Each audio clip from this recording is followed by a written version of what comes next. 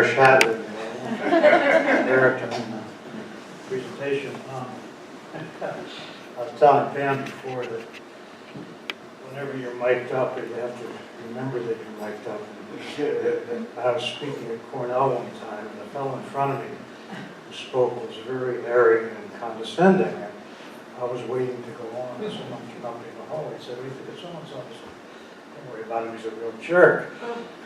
And all of a sudden, the program coordinator comes running down the hallway going, "This could be 500 people in that auditorium." So anyway,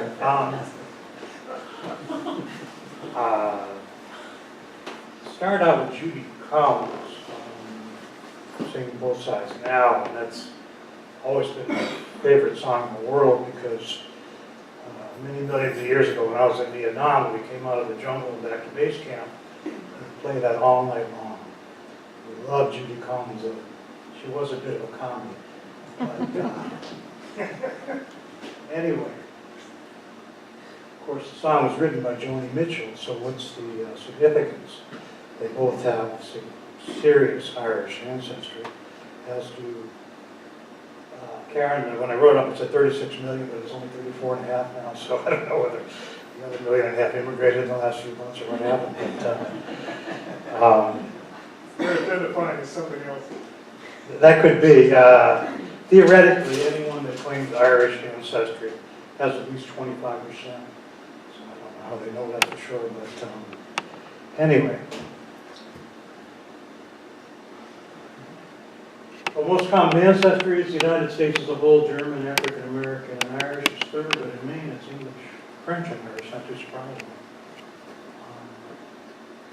So there's a pile of Irish people in the United States. Remember, Barack Obama had a great-great-great-grandfather who would come from Ireland. I have a lot of Irish. My mother was a progeny of McNulty and Mooney. And on my father's side, there's a lot of Irish as well. I'm not a very good Irishman. I've never been to Ireland. I don't like Guinness or Jameson's. But I do like Irish jokes. So, Mary McCarthy is leaving Mass on Sunday morning. And the priest says to her, "Mary, you look quite unsettled today." And Mary says, "Father, well, my husband, Patty, died last night." And the priest goes, "Oh, Mary, I'm so sorry. I know Patty he drank way too much and he was very difficult, but still it's a tragedy. Did he have any last request?" And she said, "Yes, Father, he did. His last request was, 'Mary, dearest, please put down the damn gun.'"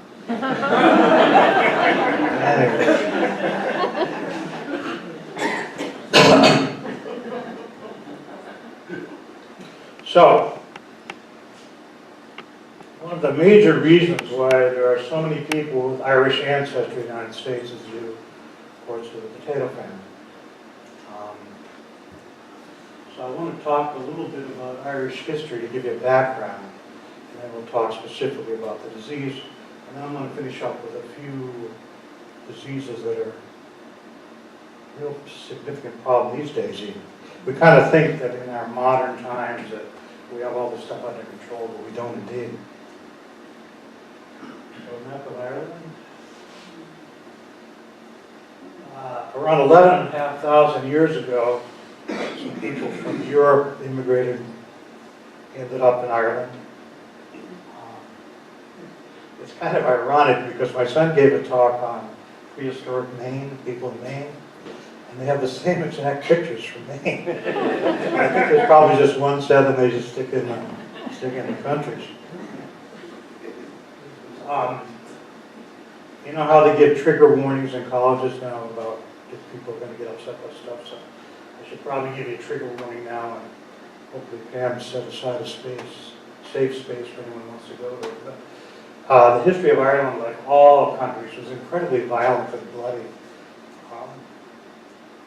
The Vikings, of course, came and spread their terror. Has anybody seen the Vikings, this TV show? You know? Yeah. Not a nice period. And then, have any of you seen The Last Kingdom? Bernard Cornwell wrote the Utrecht, son of Utrecht, don't see it, but it's same thing. It's about King Alfred's times and how bloody and tough times were then. The history of Ireland is like kind of like the Game of Thrones without the dragons and White Walkers. It's very complicated. None of you ever watch any of the show. Yeah. It's the amazing thing about Maine, the coast of Maine. I can still be one of the younger people in the room. So this was in the 800s AD. The Normans invaded in the 1100s and basically massacred a lot of people.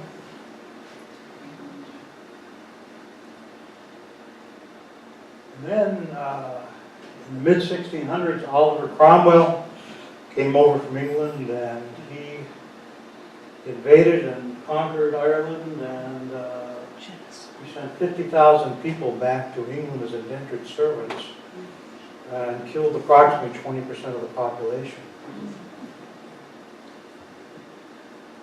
And then, 1690, William of Orange invaded Ireland. King James, you remember any of that stuff? King James was a Catholic king. Yeah. And William of Orange, of course, was Protestant. And so he came to Ireland, conquered it. King James, those royal things are always hard to understand. King James' daughter was William of Orange's wife. So, figure that out. And then it goes right on, after World War I, major battles between Irish rebels and the British black and tan troops. And then the Irish actually fought themselves after independence because there were two groups. One was called pro-treaty. They accepted the treaty from England that allowed Northern Ireland to stay with the British. And the other group wanted the entire island in the Republic. But anyway, if things hadn't been bad enough, 1845,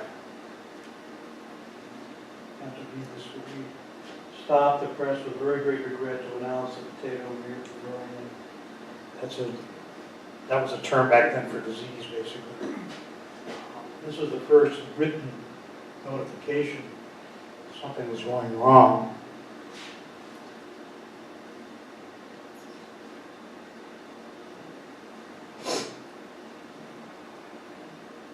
Potatoes in 1845 began, 1843 and 1844 had been bounty years, huge amounts of potatoes.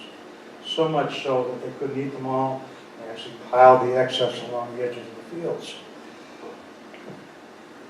But in 1845, this was the first appearance on the tubers, and then they began to rot inside, and finally they totally rotted.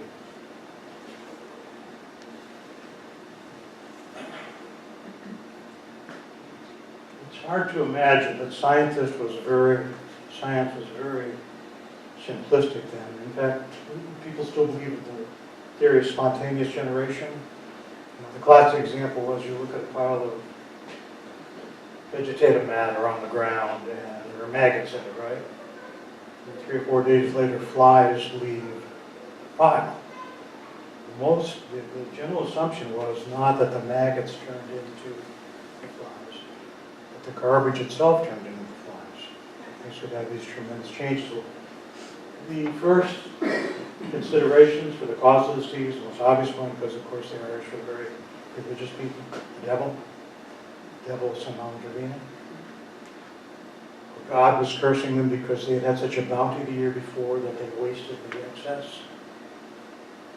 Leprechauns, considered, and this, it's not a knock on the Irish because this was pretty common thoughts all around, not the leprechaun part, but the other parts all around Europe. But one of the big ones was the steam engine had just been introduced. And probably the most common theory was that something coming out of that steam engine smokestack was causing this problem. And the trains.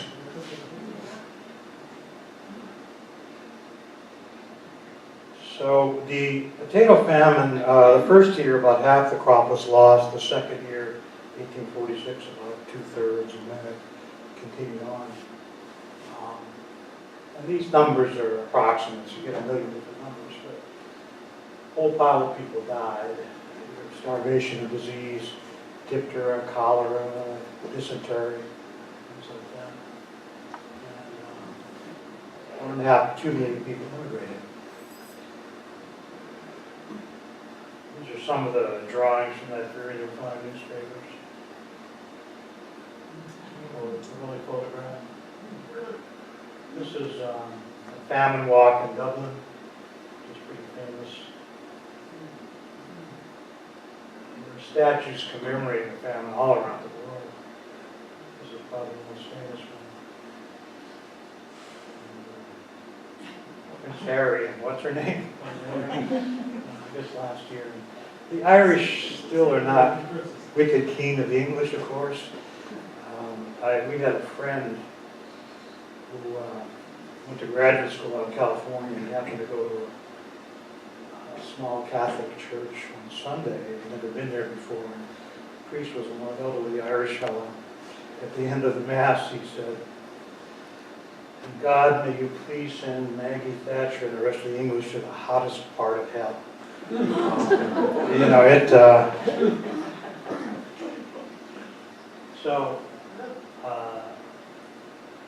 indicating disease, of course, creeping all around. Immigration was phenomenal. My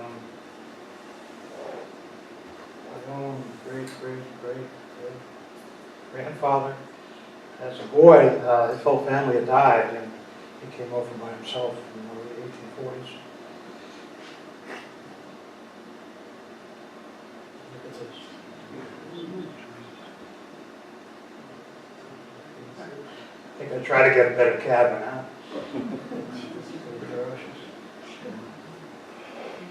Just a general idea.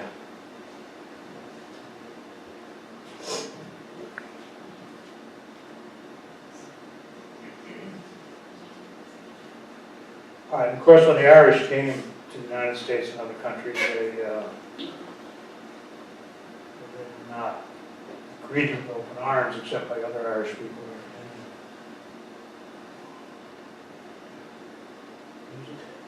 Some of these are out of the New York Times, believe it or not. Cartoons, Irishmen looking kind of like gorillas.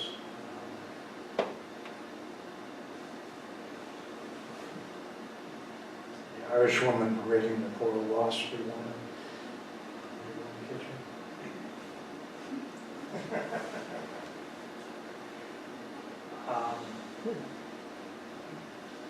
In the case of my own family, I just want to mention this briefly because it has to do with this prejudice. My grandmother's maiden name was Money. My great-grandfather's name was Money.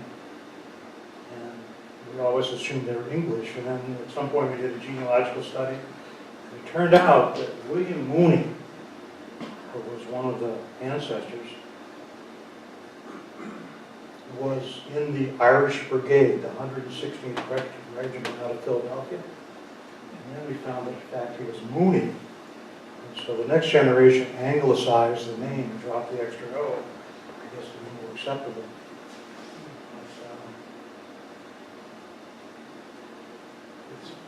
I don't know whether you're Civil War buffs or not, but the Irish Brigade fought from the Peninsula Campaign in 1862 in Antietam, Fredericksburg, Chancellorsville, Gettysburg, Petersburg, and right to Appomattox Courthouse. This guy was in for 4 years. Out of his company, I think there were four people, original survivors. Those were the four bloodiest campaigns you just mentioned. The Yeah. bloodiest campaigns of the war. Yeah, and then if you look at the list, there's actually 30 minor ones. Yeah, and of course, they at Fredericksburg, they were either the first or second up the hill, Mary's Hill. The Confederates were behind the stone wall. They massacred them. And this side light. On my father's side, one of his grandparents in the New Jersey regiment, they were went up the hill right after the Irish Brigade. And so we figured out, my son actually did most of this, that they must have passed within 50 feet of each other, one going up, one going down. So, you know, he called it the miracle of Fredericksburg. He did it hyperbole, but, you know, the odds of so many people were seriously injured and killed, they both survived, and then they were my mother and father, and if one of them had killed, you'd be doing something better with your time today, I'm sure. All right, the population of Ireland, again, this is sketchy because the census wasn't very good back then. But you can see that the population went from probably 8.5, some people say 9 million before the famine, before the potato disease, down to a little over 4 million. Because even after the potato blight was finished, the immigration continued because conditions were so poor. Here's why this is you've got to figure that our ancestors were either very lucky or very tough to get through all this stuff. So we have the bubonic plague, of course, in the 1300s, and then Famine came, the population dropped so again. And there was another famine in the 1700s, and this famine. Anyway, you can see that the population today is, I think, 4.8 million. That's the Republic of Ireland, Southern Ireland. And it was close to 9 in 1843. So it's almost half of what it was then. Just to give you an idea, in 1840, the population of England was 14 million. And it didn't get half, it's 54 million today. So that would be a normal population increase. So anyway, the pathogen Skidompha infestans, the genus species name. Phyto means plant, of course. Thora means ruin, infested means destroy. So you can see this is a serious disease. It has the ability to produce chemicals that just dissolve everything in its way.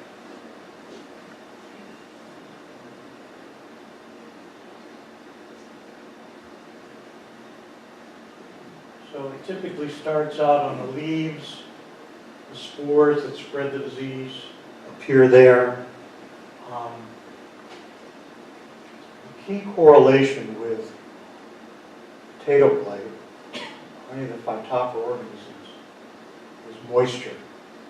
They were thought for years to be fungi, and now they're classified as a type of algae, water mold. So consequently, they can only survive when it's really wet. And though, you know, of course, Ireland is always really wet, but those years especially so.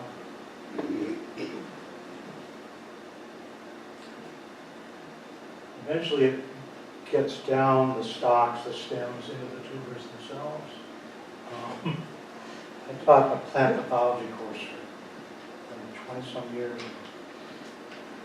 Not real popular because the kids had to learn all this kind of stuff. This is the life cycle. Asexual sexual stage. For some unknown reason, this pathogen very seldom has a sexual stage. It's almost always asexual. But to simplify it,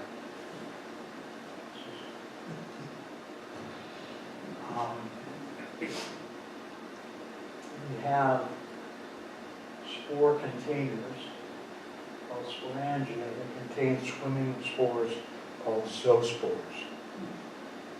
And pathogen will not even produce spores if it's not 70, 80, 90, 100% humidity. All right? And if it's wet and there has to be surface moisture, spores will land on the leaf, grow internally, and then eventually get down to the tubers. This can happen very quickly. This happens to be collapsed. You see the flagella. So this is what allows them to swim. So it needs to be wet enough that there's a continuous water path for those spores to get to the tuber. It needs to be wet, and at the end, I'll give you the exact formula, Okay. because one of the things we know about pathogens today is everything about what they need, exact temperatures, the duration. So predictability is really great. Of course, back then, we had no clue. Right. The moisture is most important initially, so that zoospore can germinate and get inside the leaves. Once it's inside the plant, then it can depend on the plant's moisture. So these are the spore cases. This is, each strand is called a hypha. As a mass, it's called mycelium. Look under the microscope, it looks like a bowl of spaghetti almost. This is the actual body of the fungus. Actually, this is an algae. And these are the close-up photomicrograph of the spore-containing structures. And now, you see the zoospores migrating out.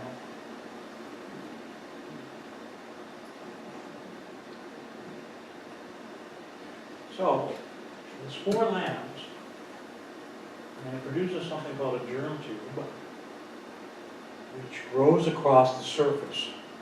Now, algae are not stupid. Maybe they are stupid. They're very good at what they do. And they have chemicals that they can dissolve the leaf surface and get inside the plant, which is where they need to be. But it takes extra energy to go through that. You know, it'd be like a burglar coming to a house and why knock down the door with a sledgehammer if you can just, if it's open, you can walk in. So of course, in the case of plant leaves, we have these things called stomata, which are hoping for gas exchange occurs. So if they can find an open stomata, show me what is already in there. If they can't, then the chemicals come out. So anyway, why was it so bad in Ireland at that point in time? Well, it was actually occurring all over Europe. Almost as bad. In a monoculture, Irish people, you know, there were two classes. There was the Catholics and then there was the Protestant, I shouldn't say aristocracy, but the upper class. And they owned most of the land. The Irish people themselves, the Catholic people, just had very small plots. That's all they were allowed.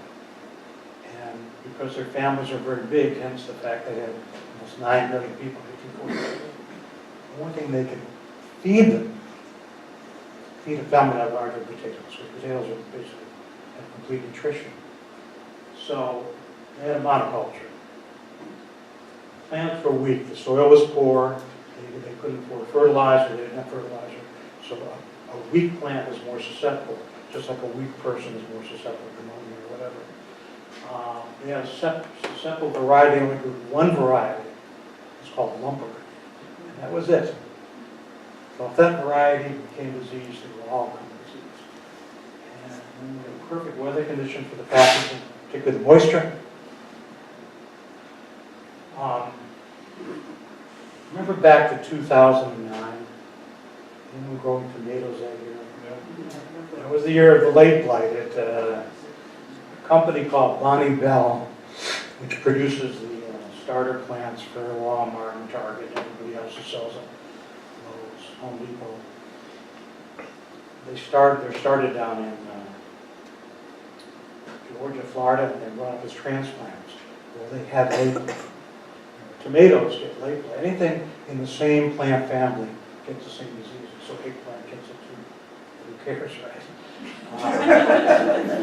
Anyway, if you remember 2009, virtually all the tomatoes in the state of Maine died. Because we had 2.5 times the normal amount of rainfall. In the month of August, I believe it rained a little bit at least, 27 to 31 days. In July. Pardon? In July. Well, August, too. Yeah. August was especially wet. And we live in a pretty isolated place. We live in a peninsula in South Bristol. I was the only garden within a couple of miles probably. So I made it all the way to September. Somehow some spores got in. This is what happened. This all happened in about 5 days, 6 days. Unbelievable. This is a pathogen that we say is a virulent. The word means capable of causing a really aggressive diseases. So the other reason was poor sanitation. Because remember I mentioned that the Irish, this is obviously from the 1840s, but this is called a cull pile. Extra potatoes are just piled up. And one of the tenets of good plant pathology is sanitation. You always clean up any plant waste, particularly if it's disease, get it out of there, destroy it, get rid of the inoculum. Well, back then no one knew to do that. So they had these cull piles. In it, there were a few diseased tubers. And because it was wet, they were able to actually put up new plants. And from the leaves of those new plants, those zoospores were produced, and they flew around to other plants. So today we know that that's, if you go into a greenhouse, for example, and you see plants debris around, you know you shouldn't buy your plants there. There's sanitation spore. So we talked about the pathogen and why it occurred, but ironically, the same thing was going on in mainland Europe, and yet you didn't have any kind of mass starvation. And the Irish expression is, God gave us the disease and the English gave us the famine. And it's absolutely true. And, a lot of Irish people were considered to be officially genocide. Just to give you an idea again, 1695, after William Orange came in, James, all sorts of penal laws against Catholics. Anyway, couldn't vote, hold office, buy land, attend school, possess weapons, and practice their religion, and could be killed. So that's how total the control was. And the English aristocrats all basically lived in England, so they really had no idea what was going on. They just collected the rents or their employees. In Europe, when the potatoes started going down hard, the first thing that European countries did was they banned any export of food. The irony was that Ireland was still producing a lot of food. They had cattle, they had sheep, they had grains, they had cereals, but they were all shipped back to England. And in fact, the food convoys were protected by soldiers. The other thing that happened in Europe was that if they needed to, the European countries imported food. It was not allowed in Ireland. Or Venezuela. And then people,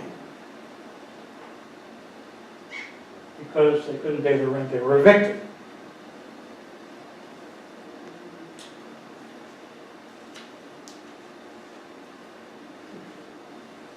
Treville, Charles Edward Treville, thought the famine was a mechanism for removing surplus population.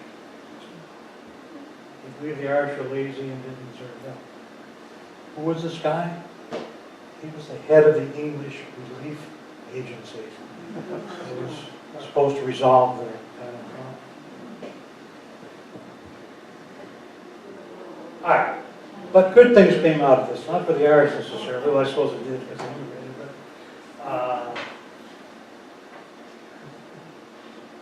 this guy is Reverend Miles Berkeley. He was an English vicar. And you have to remember, back in those days, all the science was done by amateurs. A lot of them were vicars for some reason. They had a lot of free time, but they were interested in science. And he was the first one. He discovered thousands of species of algae, fungi. And he's really the father of plant pathology. He's the first one that said, well, it seems like these microorganisms are causing these diseases. This is called the germ theory.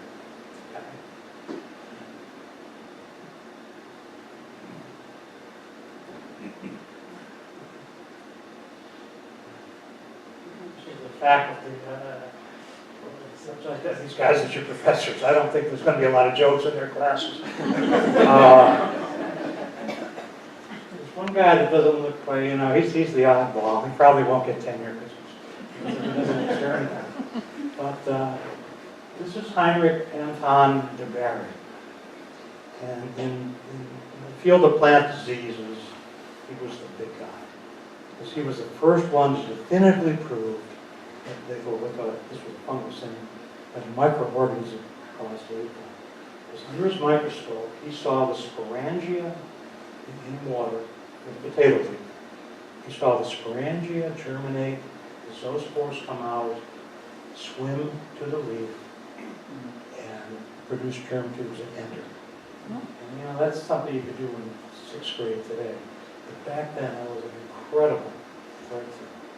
And at first, people didn't believe him, but then more and more people duplicated these effective experiments. For the first time, science had a good feel for what really was the problem.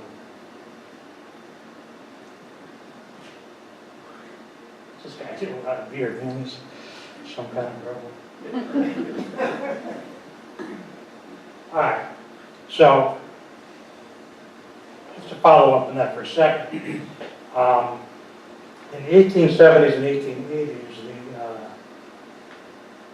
French wine industry was in desperate shape because of a disease called downy mildew. It's an offer of reticulates the pathology. And it was causing all the grapes to shrivel up and die, all throughout France. And it was a catastrophic problem. And this guy, French have the coolest names, Pierre Marie Alexis Millardin. He was a botanist, and he was sent out by the French government to see if he could discover how to solve this problem. And he was having no luck at all. And one day he was walking through a vineyard in Bordeaux, and he noticed that the leaves and the fruits next to the road were healthy, and everything else was being devastated. And he discovered that those leaves had some kind of a weight material on them. The growers, in previous years, because of pilferage, people walk on the road, they grab grapes. They sprayed them with lime suspension to make it look like bird dew, right? Figuring the people wouldn't eat them with bird dew. But people figured that out pretty quickly. So then the next thing they did was they added copper sulfate, which made it toxic to discouragers. Well, it turned out they had accidentally discovered the first fungicide. The first, you know, the Greeks and Romans may have had it, but the first one that was, you know, on the times. And this was called Bordeaux mixture, and it's still used today by organic gardeners. Is it a safe material? Well, copper's pretty nasty, so I wouldn't use it, but because it's natural, it's considered acceptable for organics. All right, so Millardet was the next giant of plant pathology. And then after that, knowledge expanded tremendously. Just to go back a little further, late blight again. World War I, the term we're talking about recently because of the anniversary. This is in Germany and Berlin. One of the reasons, if you remember World War I, the Germans made a big push in the spring, and they actually penetrated far into France. It looked like they were going to win the war after all those years, and then everything just collapsed. They ran out of men, they ran out of supplies, they ran out of food. Perhaps the biggest problem was, I think 700,000 Germans starved. And again, their major food source was potato. Okay, we know how to control potato blight, copper sulfate. The war. There was a British embargo. Plus, all the available copper was used for shells, pathology shells, artillery shells, electric lines. So there was literally no copper left to make Bordeaux mixture. Therefore, the potatoes died, rotted in storage, people starved. There were, rebellions against the Kaiser and all that stuff, and the war ended. Going back to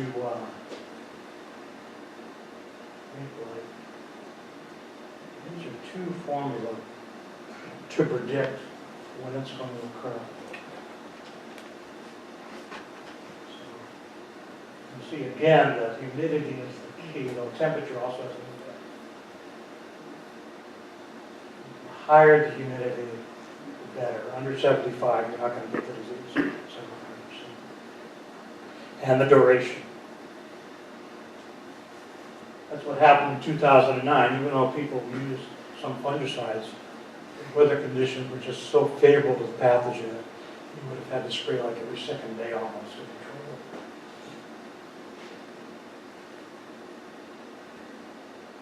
Of course, we don't depend on tomatoes for our survival, so what did we do? Yes?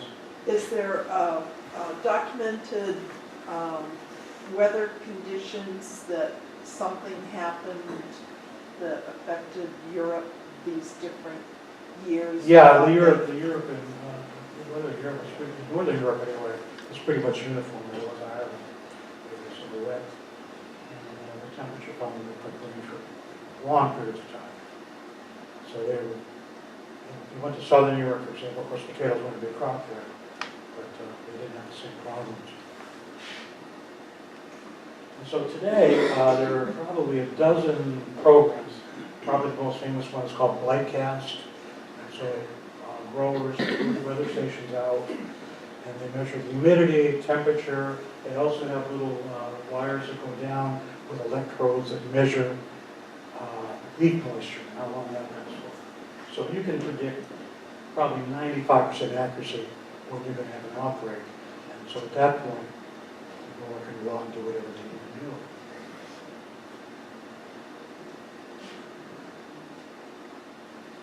Plus,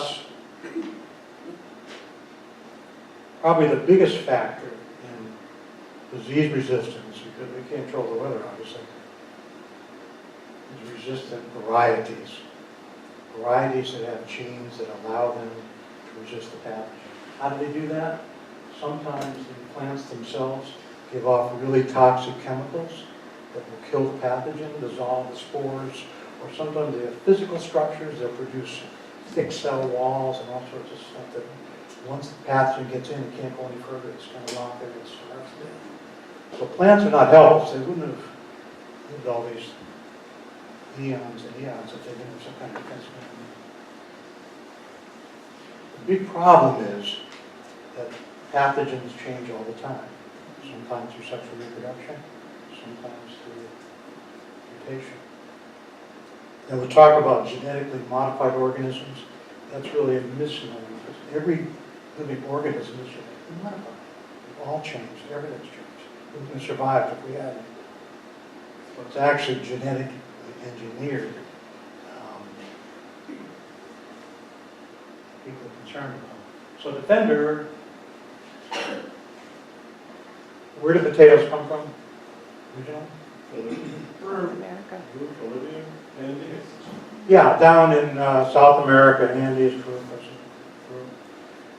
And the original potato tubers were scruffy, small, ugly.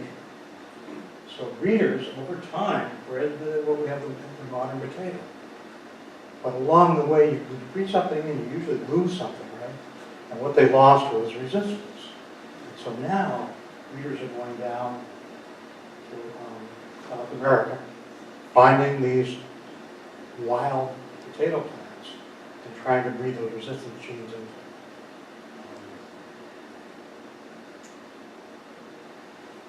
tubers that are attractive, large, fleshy, tasty, etc. So it's a world of geneticists now. We went to my plant science department, where was it? There were a lot of geneticists. They're weird people. I mean, try not to hang around with them if possible. They were in a different world, but they rule the world now. And, anyway. So this will just give you an example. This is a susceptible variety here, and this is the resistant variety here. And you can see the difference. Pretty stark, to say the least. Do the spores stay in the ground? Yes, they do. Yeah. How long? The asexual spore is not real long. But if they're inside a tuber, of course they're protected. So if you leave tubers behind that are infected with a pathogen, then they're going to produce what are called volunteer plants. And then the pathogen's going to roll to the leaves. There's those spores that are going to go to other plants. So it only survives in the ground. Where it has sexual reproduction, I think Mexico is one of the places, the spores are so thick and hardy that they can survive for a year or two in the soil. We don't have sexual reproduction like in North America, as far as we know. It's just the thinner wall, less durable cells, and so the only place they can survive is inside a tuber itself in the soil, protected from temperature change, drying out, things like that. All right, just to Phytophthora infestans, you may have heard of this one, Ramarin. It's killed over 1 million oaks on the west coast. Same genus, caused sudden oak death disease. It doesn't sound good, right? Live oaks, black oaks are very susceptible. Starts out as a foliar blight, then you get these things called cankers. And the cankers are where the bark splits open, and so of course the cambium layer, the xylem, the phloem are all destroyed.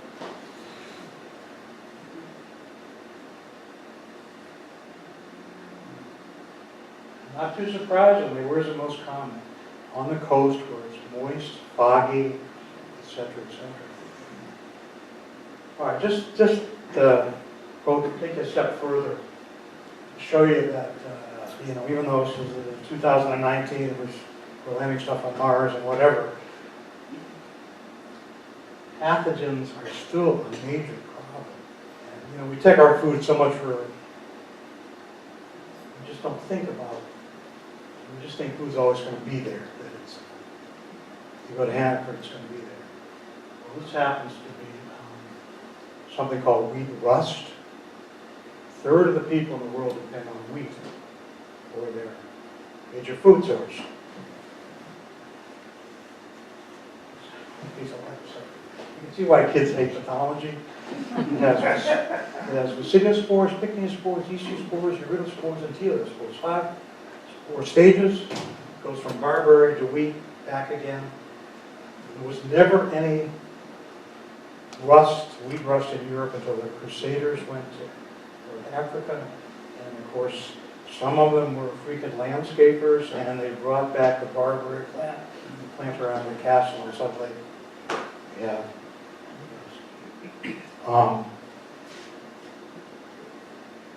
Looks like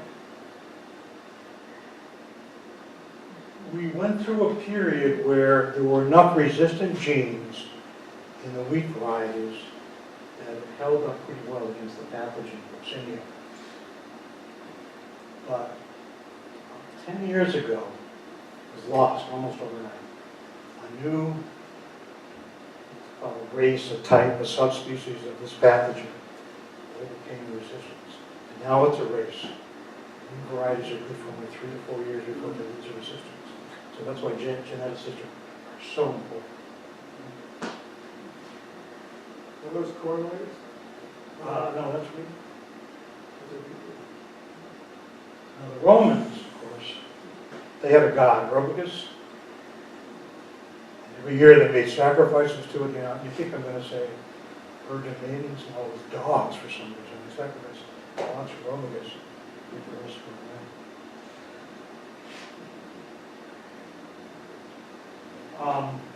This is a woman at the University of Sydney, geneticist. Right now, they have 3 resistant genes that they're putting into wheat plants to buy them another 3, 4, 5 years. But they always have to be ahead, so these aren't going to be commercially available for probably 5 years, so you always have resistant varieties in the pipeline. This is an example of resistance versus susceptibility.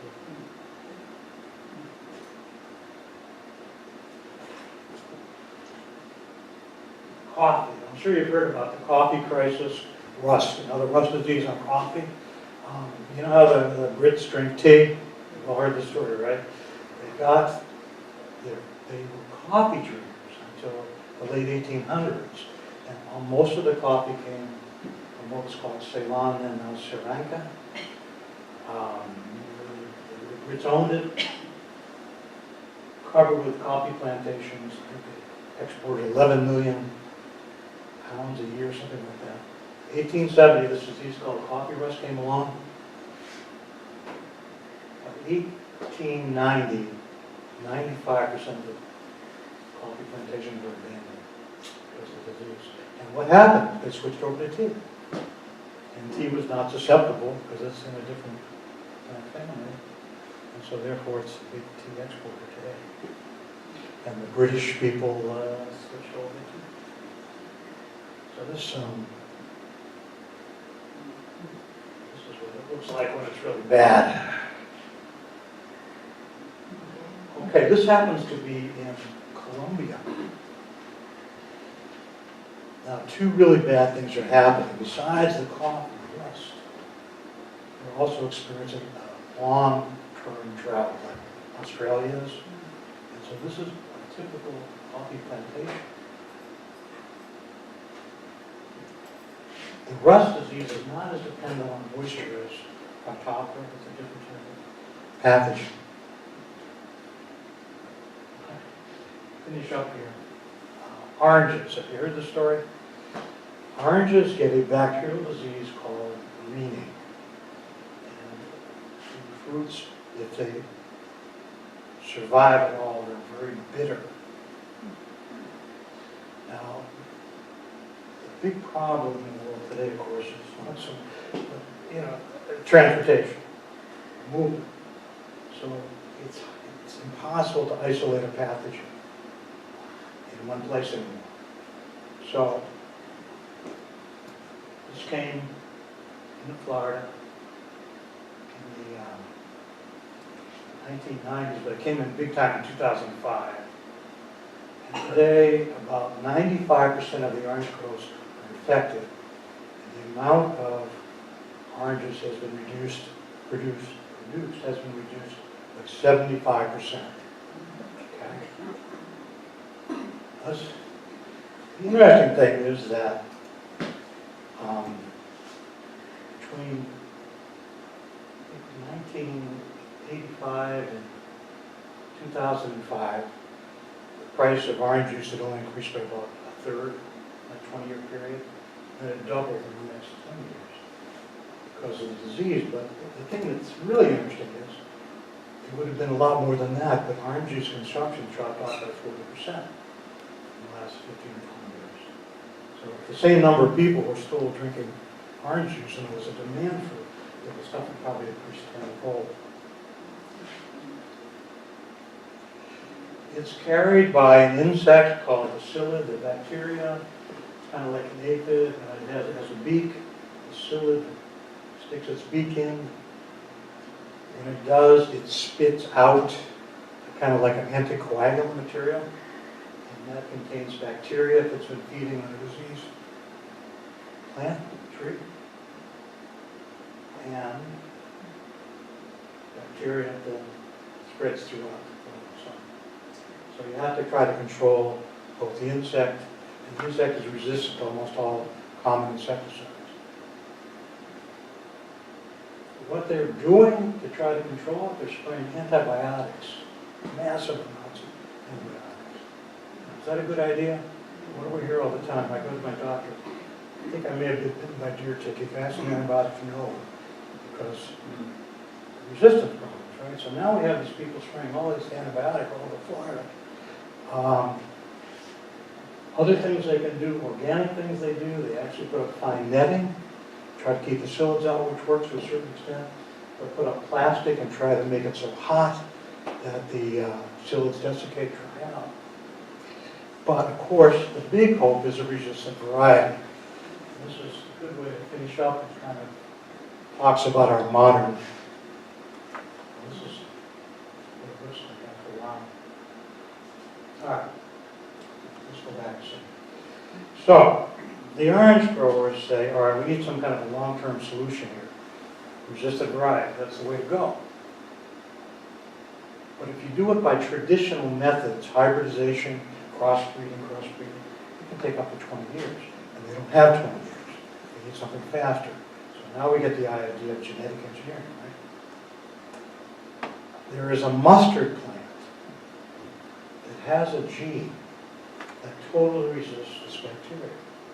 So in the lab, they've taken that resistant gene, they've inserted in orange plants and imparted resistance. But the problem is, are people going to buy it? So the orange growers did a survey to find out whether people would buy something that was a GMO or not.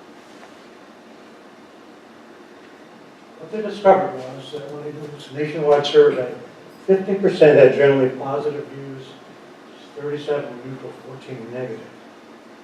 14% negative. To look into it further, the 14% that were negative were mainly less educated, uneducated. But they also were older. So you'd say, all right, well, the orange people can go ahead. This is going to work. But who drinks orange juice? Older people. Because young people, they don't either eat breakfast or they don't want the sugar and the carbs. And so that's why it's dropped off 40%. So now they're in a real bind because, yeah, we could come out with this GMO, but if our major clientele are older people, and they're the ones that are in that negative group, what's going to happen? So life is complicated.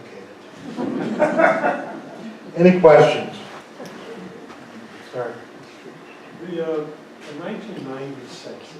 The 1990 census, you got the same hearing aids I got. Yeah. Togas. Togas. There you go. Yeah. You got the little hands pilot? Yeah, got the whole deal. Yeah, I just got the new phone. We don't have it yet. Anyway, so the 1990 census gave the ethnic breakdown as roughly 24% German.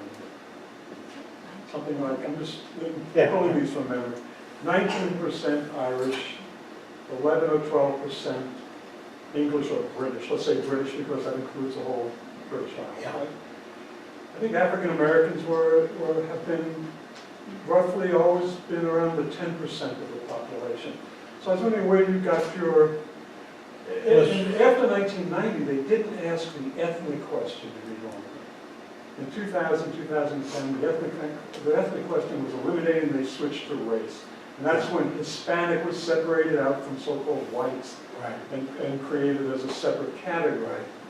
But anyway, I'm curious where you got that. I got it from a company that does demographics for, I assume, for corporations who sell products. And you know, again, they're assuming that people that have at least 25% Irish ancestry will therefore identify as Irish, but yeah, who knows? I think African Americans are 14% now. I believe so.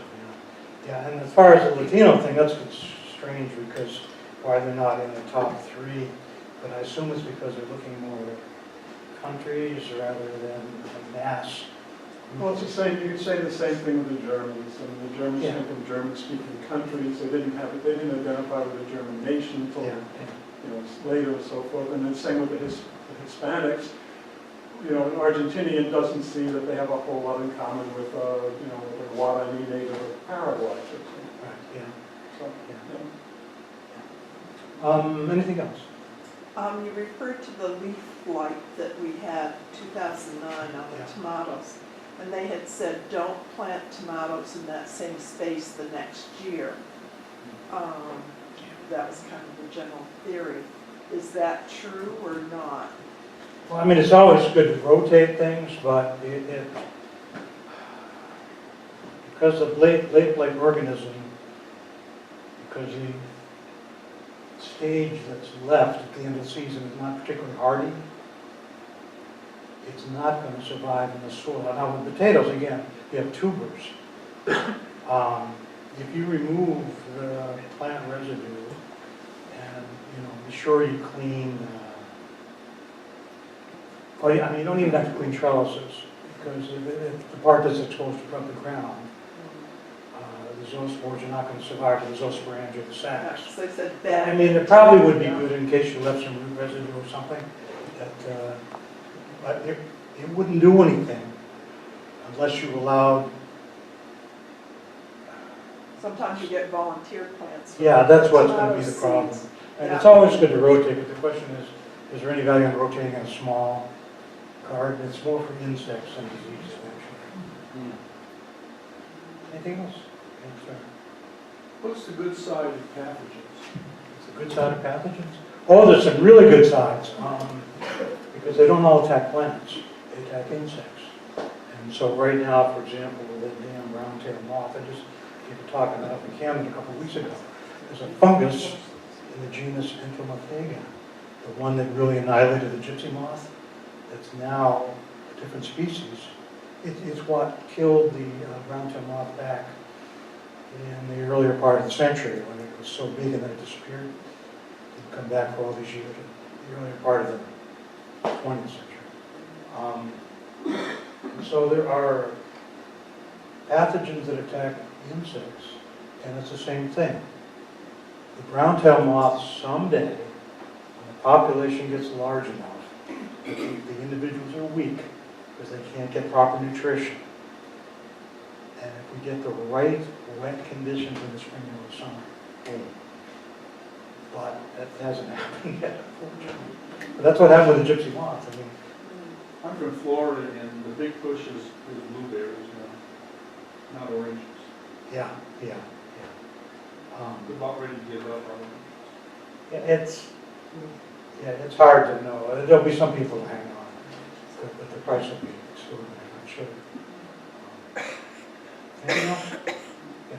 Going back to Ireland, did the potato famine affect all of the island, or were there pockets of areas where they were still able to grow potatoes? It pretty much affected the entire country, except in those areas where they grew livestock or grains or cereals, which was were affected. But the difference was, in Northern Ireland, we had a lot of Protestants with the same restrictions, and food flowed back and forth, etc. I'm sure there may have been elevated places where perhaps it wasn't as moist, but it would be small pockets. That's all. Anything else? Oh, thank you very much.